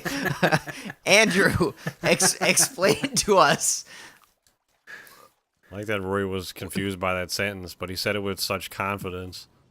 Yeah, so I don't know if this is now. This might be a planned feature, but PS Future. PS Now is going to be offering something to people that maybe don't have a steady internet connection. So they're going to be able to download, I guess, select titles from the PS Now streaming thing. But can't you So they don't have to already stream? download your PS4 games? You can Yes. download your games, yes, but PS Now is like their subscription service where you can spend money per month and get access to some games. Okay, follow up. So Why PS is it Now is the streaming thing, right? Yeah. But why is it PS4 and PS2? Why those Because two PS3 specific? is... that might be PS3. I might have put that in wrong. I know. I thought I read a headline earlier as well. It was not. It was PS4 and some other PlayStation, some obscure one. So the PS2 or PS1. So Yeah. I don't specifically know why it's that, but I guess. So it comes to subscribers this week. PS4 and PS2 games. I'm reading nothing about PS3 Or PS1 for that matter. or PS1. Okay, interesting. Oh, but okay, so this is weird and arbitrary, but PlayStation Classic is, so maybe it's not arbitrary. Maybe it's because PlayStation Classic, a service I've never heard of, is Now you're thinking offering- like a scumbag CEO, Rory. Yeah, we got 10 different services for 4 different I PlayStations. was thinking with Is loot that- boxes. Oh wait, no, the PlayStation Classic is a console. Oh, I was hoping it was going to be a program. This is No, much worse. It's much literally, worse. it's like a Nintendo Classic. Yeah. It's a tiny PS1 with some games on it. Oh, that was a bad idea too. Yep. This Because they're probably only going to make 300 if they're going to follow Nintendo completely. No, I think they're avoiding the Nintendo issue. I think from what I'm reading, there's more than enough 301. to go around of these things. Oh, I mean, that's half of the Nintendo issue. The real Nintendo issue is that any computer that isn't just a screen in the front door of your refrigerator can run a PS1 game on an emulator. Yeah. Yeah. Yeah. It doesn't. I don't get the market for this, but I mean somebody does, I guess. So It's It's people that don't know how to use an emulator. You That's know what the it's? market. You know who it's gonna be? Adam? It's gonna be one. No, it's not gonna be Adam. It's gonna be Oh. one of Adam's friends. Oh. Well, I can't wait to hear Adam complain about this come Christmas time that he can't find one. So it'll be the same fucking resolve. The to be sure, the PS1 games like are excellent. The PS1 was such a terrific console. Yep. I will admit, I can understand like a nostalgia thing. It's gonna have HDMI. That's good. There's gonna be the old. HGMI There's gonna be the old PS1 controllers, which is one of the best controllers by ever made. definition. They don't have Oh. thumbsticks though. It's going to be the original PS1 controllers. I just noticed this. Oh, Okay, is it? never mind. Yeah. Forget what I said about one of the best controllers ever made. Oh, Disregard. The PS1 controller is not, even with joysticks, not amongst the greatest controllers ever made. Not amongst. You're What are wrong. your greatest controllers ever made? Greatest controller ever made is Controllers, the Xbox multiple. One Elite. Multiple controllers. What is the greatest? You said amongst, so there's got to be a group. Yeah, well, there's that group, and then the PS1 controllers outside of it. Yeah, but what's in the group? You got one member in your group. The Xbox One controller, the Xbox 360 controller, the Xbox the- 360 controller is the trash. original Xbox controller, The original Xbox controller. and that's about it. Gotta get some Mad Cats in there. No, they're all dog shit. Oh. Yeah, they're all, okay. No one praising the Xbox 360 controller could talk about like None like of that, the that Nintendo D-pad controllers are is the good. worst D-pad ever made. The None of the Nintendo controllers are good. None of the PlayStation controllers are good. The PS4 one is getting there, but the fact that like if you touch it, all of the plastic and rubber comes off is annoying. I don't particularly like the PS4 controller, And to be the honest. thumbsticks have always been too close together. So my favorite controller is a controller that doesn't exist. It's the Xbox One controller with a separated D-pad, like the D-pad that's on the PlayStation controller. You can get that as the Elite. No, wait. Say it again. You Okay. say I think 360? Roy means like the fact that the 4 buttons on the D-pad are separate. Are separate buttons on the PlayStation controller. Yeah, I'm sorry. Did you say 360 controller or Xbox One controller? The Xbox One controller with that kind of D-pad. Oh, okay. I got what you're That's saying. to me, that's the best controller ever made, and it's to be never fair, been made. Rory, the D-pad underneath is still all one button, but it's kind of different because it doesn't feel like you're fingering a bowl. And if you want to do like a down back motion or like a quarter circle forward motion, you're kind of up shit's creek with an Xbox controller. I guess if you use the D-pad a lot, the D-pad for me is mainly like menus and stuff, so it doesn't matter. Because you can't play skateboarding games or fighting games with an analog stick or old skateboarding even games. Even any of the skateboarding games that came out on the generation with those controllers used the joystick for doing tricks. Unless you're talking about Tony Hawk. But I'm talking about like old games, but which I guess aren't relevant anymore. But fighting games certainly still the D-pad is. You can't play a fighting game on an analog stick, right? You have to be a crazy person. You play UFC with an analog stick. That's not a fighting game, but that's fine. That's as fighting as I get.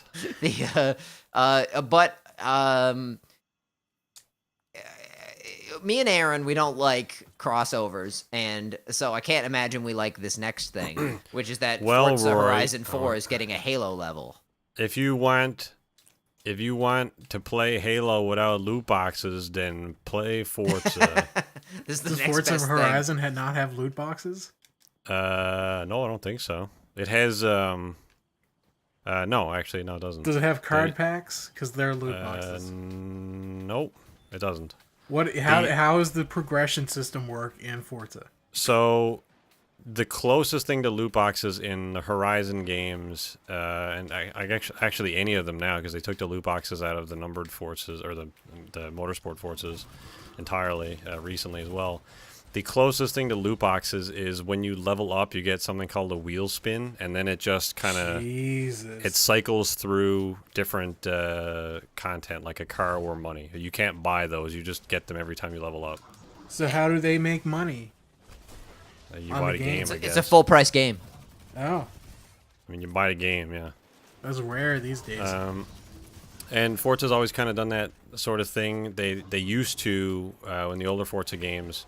They used to just give you a specific reward when you leveled up, but I think people complained that everyone always got the same reward, so they kind of added a little bit more randomization in there, so that like you could get different cars than your friends, and there was a little bit more, just a little bit something else there, so which is interesting, and I kind of like it as well. It's nice to see.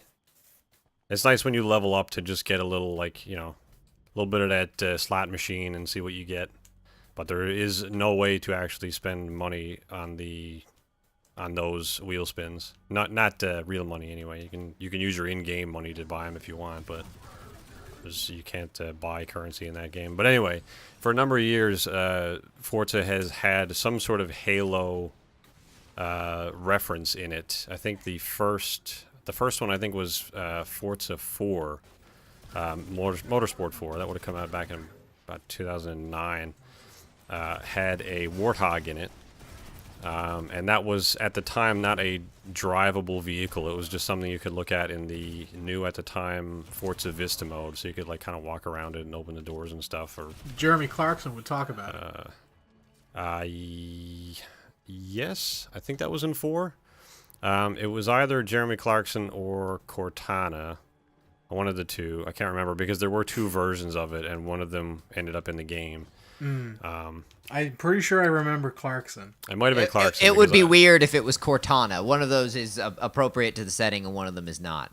Yeah. The Cortana one may have just been like a YouTube video they did or something of the same sort of game moment. But I think I recall Clarkson talking about it because he was just reading off like a spec sheet that was all made up because obviously the Warthog doesn't exist. So he just sounded really confused by everything he was reading. It made it quite obvious because it's Clarkson. But later on in the, fast forward a couple of years, Horizon 1 came out. It might have been 2 even.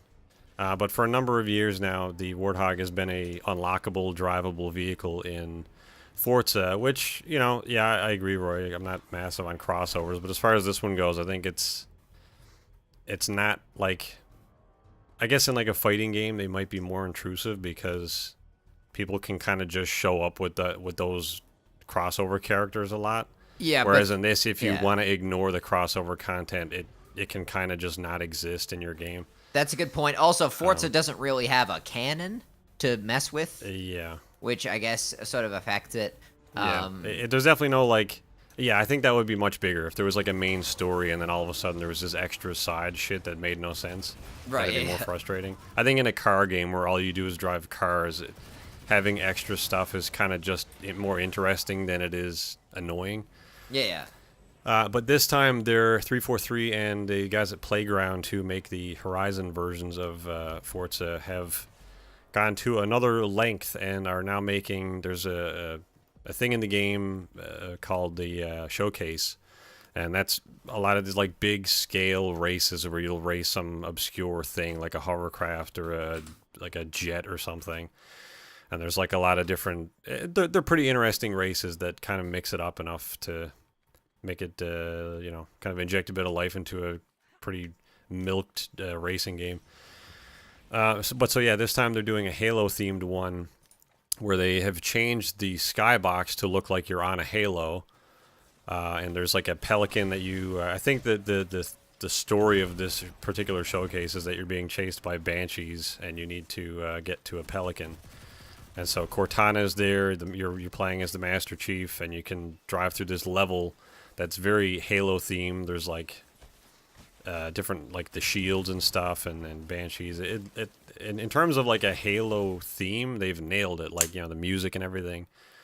So it's pretty cool to see that, despite me generally hating crossover shit. Fair. So. Now, one of the things that we talk about a lot on this show is Cthulhu.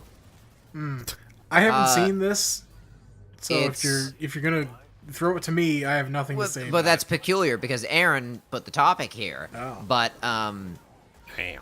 Cthulhu is disproportionately represented on this podcast, not only just in terms of general population statistics and people who know about what Cthulhu is, but it's slightly offset because usually Adam and Andrew are all about Cthulhu, and me and Aaron are busy sort of looking up all the different ways you can say Cthulhu. So Aaron, tell me about Call of Cthulhu. You beat me to it. Well, I was hoping you knew all about Cthulhu, Rory. I saw they released a couple of different gameplay kind of documentary trailers recently, just talking about the game, and it's been mentioned here a couple of times. So I guess here's your Cthulhu update on the PJ podcast. It looks interesting. It kind of has an Amnesia, the good one, vibe to it, in the sense that... Aaron's talking about the Japanese visual novel. Yeah, we don't talk about that one. The sort of the way the game works, there's a certain level of like sanity and insanity that your character can kind of be subject to. And so, like, the more kind of in how Amnesia worked is like when you looked at like the scary bits of the game, like there was some sort of eldritch creature or whatever that would walk in front of you, that would make your sanity meter go down. So the idea was you couldn't look at those sort of things. Yeah, and Call of Cthulhu: Dark Corners of the Earth, which is a past Call of Cthulhu game, does this as well. So was that made by the same people, or? I don't think so, but that mechanic itself is kind of taken from the Call of Cthulhu pen and paper RPG. Okay, yeah.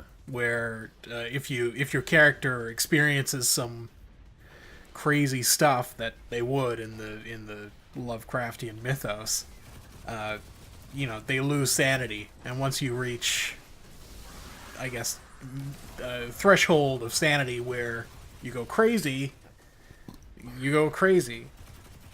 Yeah, that seems to be sort of their approach here. I'm curious to see how it works in game, because like you could be doing a specific level and then wake up and your character would be like, oh shit, that was all a nightmare. But then the things you're then experiencing in that environment also then turn out to be like another hallucination or something. So I'm curious to see how they balance it, because I think the traditional way of doing it in a game would be like, oh, your character's insane now. You have -2 to charisma or whatever. Like, something really uninteresting.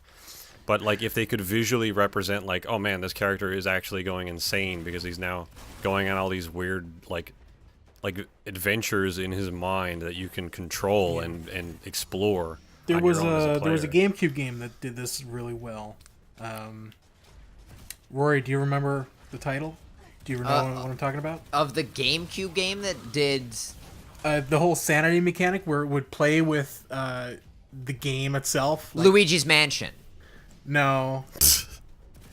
Something Eternal, I think. Eternal Darkness? You got... It might be. Yeah. Yeah, it is Eternal Darkness. You're right. For some reason, it sounded wrong, but no, that's... So I've never heard of it. I just Googled GameCube games. Okay, yeah. No, that's it. literally, I just Googled that, and that popped up. So in that game, if your character starts going crazy and he starts seeing things, it'll do weird shit like flip the screen around. Oh, okay. Okay. You know, flip the screen upside down, or it'll like mimic turning the television itself off for a few seconds. Okay. Or it'll be like, hey, your saves have been erased. Was that cool, or was that as lame as it sounds? Like, it sounds super gimmicky and lame. Like, no, it actually kind of worked well. It like, if you went back and play it now, it's not going to work that well. Well, yeah, I would imagine, yeah. When you played it back on an old CRT screen... Yeah. And, like, the no input thing came up on your television, and it looked, you know, relatively authentic.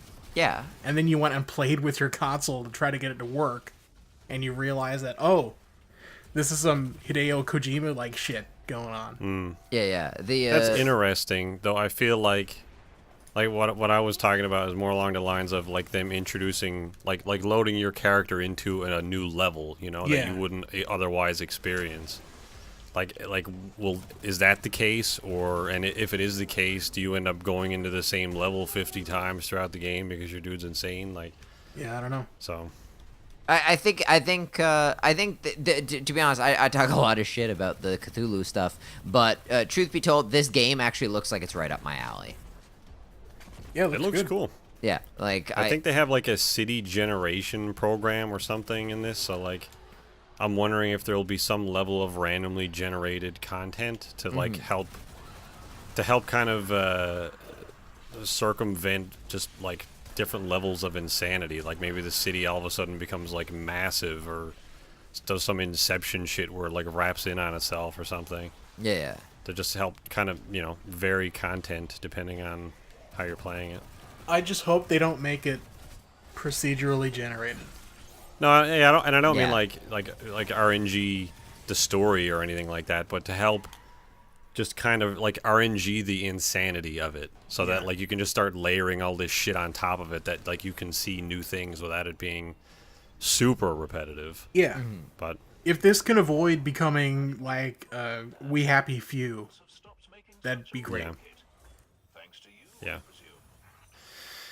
Yep. So yeah, I don't know, interesting. Aaron, what is this? So upon looking for things to throw on the topic list, I saw one of the stupidest fucking things in my life, and of course Razer are behind it because fuck the gamers or whatever their motto is. So they now have a new product because this is the #1 problem that everybody has, including all of us right now. Wait, this isn't real, is it? I think it is. And that problem is, of course, Rory, you already know what I'm going to say. The fact that our headsets are ruining our hair. So, what can we do to solve this problem, you ask? Well, we can get the new iFruit Razer Wig headset that has the hair built in. It's not iFruit, it's Ifrit. IFRIT. iFruit is from GTA. Yeah. Well, I thought it was more along the lines of people wearing it are fruits. But it's got the hair built in, so you no longer need to worry about headset hair, because you can buy this probably super expensive wig that has a headset built in. That's good. Don't look like a tool after you've been playing video games. Look like a tool while playing video games. Yeah. And everyone will be like, "Hey, how'd you get that headset under your hair?" And you'll say, "I'm just fruiting it up with my new Razer wig set." My God. Get some hair product, by the way, if you're listening to this and you're wondering, oh, my headsets are messing. Just get some good hair product. Like, don't buy Razer's new thing. I'm pretty sure this is just a wraparound headset. But it's got a wig built in. I don't think that's accurate. Well, the picture I saw had a wig built in. I think maybe just the guy had a wig on the thing that you're... I mean, you could totally be right, Aaron, but I don't... Well, I'm going to pretend what I said is what's true, so... no need to look it up, Thomas. Don't buy this wig. Yeah, it's pretty fucking retarded. Anyway, if you don't know, I don't have a good history with Razer products, because all of the ones I've had have broke inside of 6 months. Yeah. So they're fucking awful. So Razer products like pre-2013 were pretty good. I found that to be a good year. Nope. But like I did have a Razer mouse eat the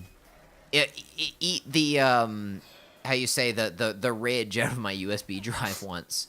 Like it took it with it. Yeah, so I unplugged the mouse and I didn't notice, and my friend was over and he was like, "Hey, let's plug in your mouse." And he plugged in the mouse and it didn't plug in. And I looked at my mouse and I noticed that it wasn't a USB mouse. I was like, how did I not notice this wasn't a USB mouse? Also, what format is this? It's like a block. And then I looked in my computer, and my computer wasn't USB. I was like, okay, so something fishy's going on.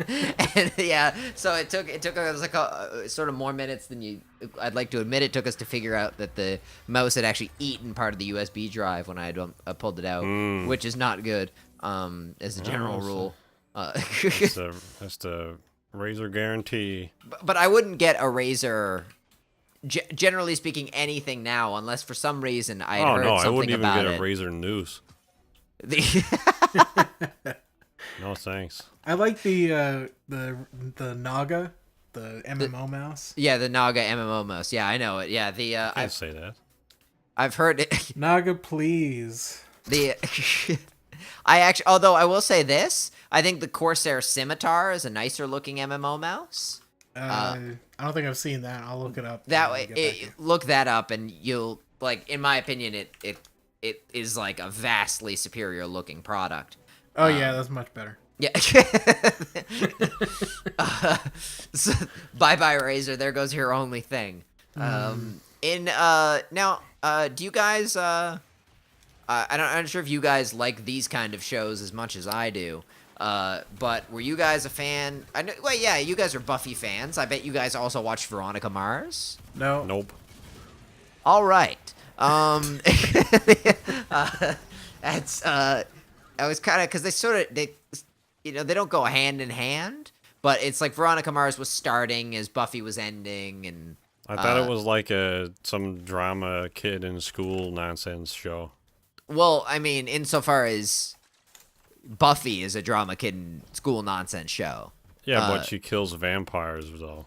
Well, that's true, but Veronica Did they Mars kill is a vampires PI. in Veronica Mars? Is she? Yeah, it's like there's like a high school backdrop, but it's good that you're not interested because they're bringing it back. And that's a bad thing. So it's coming back. I don't I'm surprised. I'm a little surprised, but not that surprised because now, of course, it stars Kristen Bell, and she's obviously not in school. Well, she's definitely not in school, but she's also like quite a bit more famous now than she was before. But the real treat here is that it's coming to Hulu. That's where it's going. That's who's making it. Everyone's favorite streaming service. Pay to watch ads. But I do this goes along with you will remember that earlier this year I did have a conspiracy theory that Disney's streaming service was just a retrofit of Hulu, and that they were just going to take Hulu's like server space and stuff like that. So if that happens, perhaps they'll come to the new Disney streaming service. Have you guys seen the film Get Out? Nope. No. Well, no, you haven't, but you will this year at Halloween when it's my Halloween movie. Yeah, I thought we were going to watch it I've been last saving myself. We were going to watch it last year. Something went awry, I guess. I don't kind of remember what happened. But Get Out was directed by Jordan Peele, who you might know from Key and Peele. Yeah. And Predator, of course. Of the finest of works. Predator fame. And That's Keegan-Michael Key. Yeah, same guy. Anyway, go ahead, Roy. Well, on top of being a terrific director, he'll also be the narrator for the new Twilight Zone, which is coming out. Now, you may not like the Twilight Zone. I do. Never seen it. But even so, they're bringing it back. The Twilight Zone is interesting because it's like it's a phenomenon of the time. Yeah. Remaking the Twilight Zone is sort of be like remaking MASH or the Beverly Hillbillies. Like, it's kind of an odd... I'm not sure if it's really applicable now, especially now that we sort of have things like Black Mirror, which admittedly have sort of fluctuating quality. But, like, I feel like Black Mirror is the logical successor to the Twilight Zone.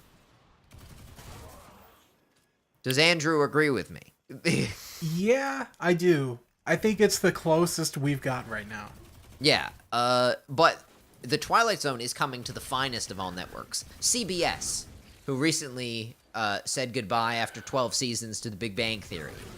And I'm highly nervous about this.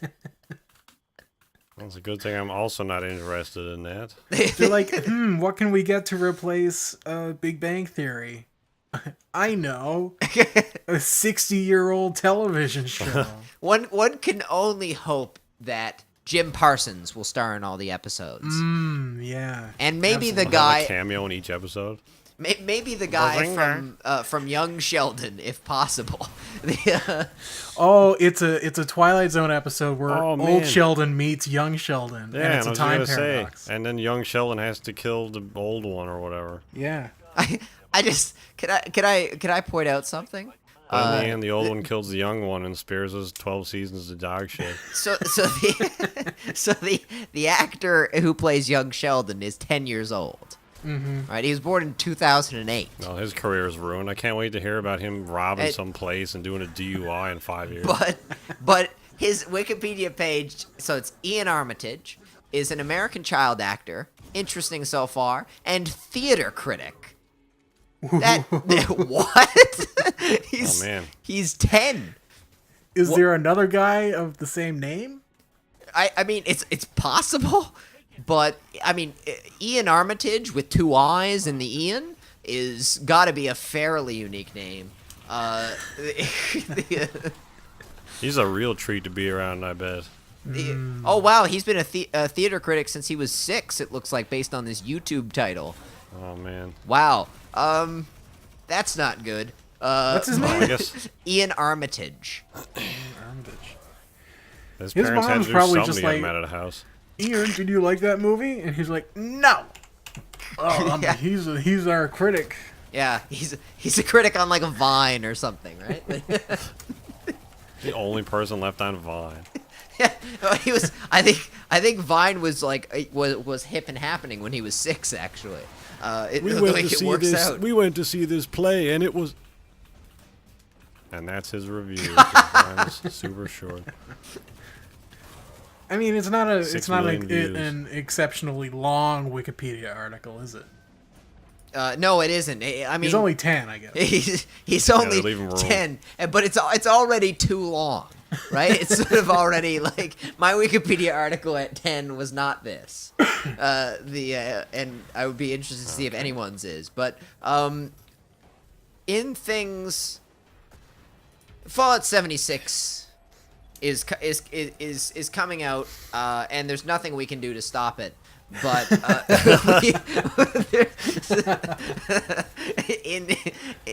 in lieu of that, we can learn about it. So I may stop not be the apocalypse, Roy. I got my ticket.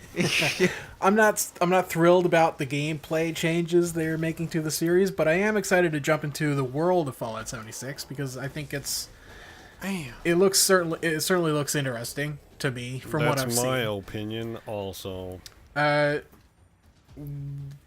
So we've seen some of the map, but we haven't had a confirmed name of the location. We know it's in West Virginia, but we knew Fallout 4 was in Boston, and that world space is called the Commonwealth. And just like Fallout 3 was in D.C. and Maryland, but it was called the Capital Wasteland. In the Fallout lore, the United States was split up into 13 different commonwealths instead of the 50 states. yes. West Virginia is in the which commonwealth? Hey, I probably should have looked this up beforehand. It's in one of the commonwealths. I think it's the Southeast. Yeah, that makes sense. The Southeast Commonwealth. Oh no, that's not it. I'm falling asleep here now. The Eastern Commonwealth. It's just our viewers don't know this, but it's 10 p.m. It's not super late over here. We've been speaking pretty steadily for 2 hours now. That's true, though. I'm ready to die. All right, so it's in the Eastern Commonwealth, but the Commonwealth name has already been taken by Fallout 4, so you're not going to call it another Commonwealth. It's going to be called Appalachia. Mm-hmm. Named after presumably the Appalachian Mountains. I would assume, yeah. Oh. That's it. And that's I truthfully did not think we were going to make it on to all the topics on this topic list. Well, we did. We got 2 podcasts this week. Yeah, exactly. Yeah. Yeah, hopefully, I was going to say hopefully more happens, but hopefully quite a bit less happens next time. Too much happened this week, apparently, that I didn't know about. Yeah. I also didn't mention why Adam isn't on. He's out of town, so. Is he out of town? I did not know why Adam wasn't on. Yeah. Is he on he went to some place around the bay. Grand Falls? Around the country. No, he went to Port Rexton. Grand Falls is not around the bay. All right. So, yeah, all right. Yep. So, I don't know. I'm still excited about Fallout, but I kind of don't want to spend any money on it, but here we are. Anyway, I guess we'll see you all next time. Bye. Bye. Join us next time for more goodness.